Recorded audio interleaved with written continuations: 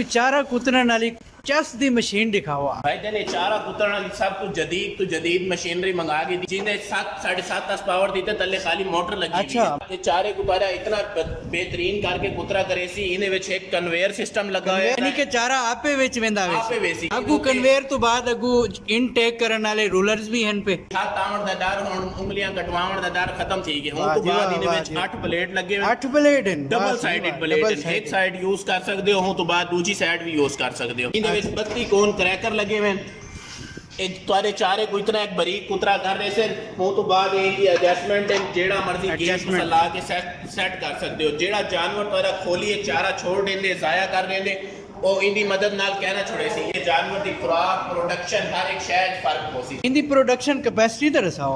6 ton एक घंटे बने दी है। 6 टन हासिल करना चाहते हो Japan machine showroom Multan Lahore सारा शोरूम विजिट करो या स्क्रीन पे दिखते हुए सारे नंबर पे कहीं भी रब्ता करो तो घर बैठे डिलीवरी हासिल करो। बहुत शुक्रिया।